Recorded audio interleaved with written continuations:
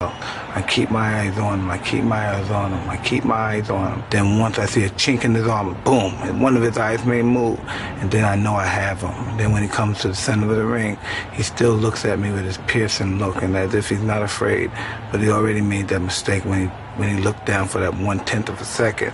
I know I had him. He'll fight hard for the first 2 or 3 rounds, but I know I already broke his spirit. Nothing is more frightening than facing an opponent who makes quiet, controlled, and purposeful movements in a fight. Especially when you can't read what they're thinking or what they're capable of doing next. Creating a calm and intimidating presence can affect even the most experienced fighters.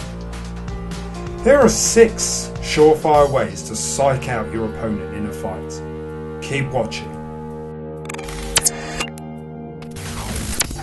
Number 1. Don't let your opponent lead the fight or make you rush. Set your own pace and make them work to your rate. This has a massive effect on the other fighter's timing and ability to execute their strikes. This has an effect on the other fighter's confidence, but it will exhaust them and play into your game. Be the first or win the exchanges, but don't follow the other fighter's pace. Number 2. Hide your emotions. Don't complain, shout, swear, cheer, or cry. Be quiet. Let them guess what you're thinking. You must have a poker face at all times in a fight. Of course, you can smile, but in truth, this always gives your opponent feedback on your actions in a fight. Personally, I do smile because I have fun when I fight, and this can put some people off, especially when they hit you as hard as they can. Number 3.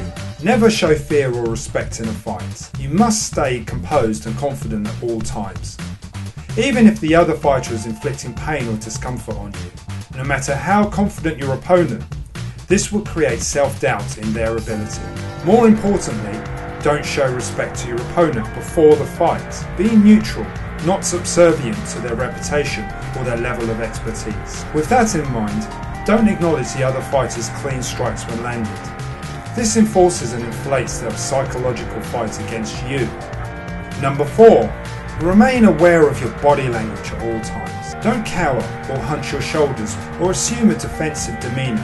You mustn't give any submissive signals. Walk slowly and confidently towards your opponent. Act like you know what you're doing, even with last-minute nerves or doubts. During the fight, if you're exhausted between rounds, check your posture, but don't show it. Number 5. Shake off errors. This is important for you as well. Don't react when you make a mistake. Continue as if nothing has happened. In fact, if you make a mistake, adapt the movement so it appears as if it was intentional. Either way, cover up your mistake so you appear focused and on point. Don't show any sign of weakness. It's important that nobody notices the mistake. Number 6. Lastly, you must recognise that your words, actions and body language are key to psyching out your opponent in a fight. Your actions can and will directly affect your opponent.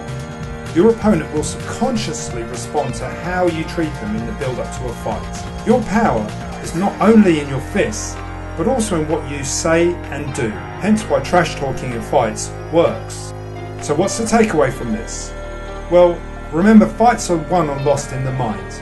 These principles can be applied to any fight, whether self-defense, in the ring, or in the cage, or simply in everyday life. Thanks for watching. Don't forget to subscribe.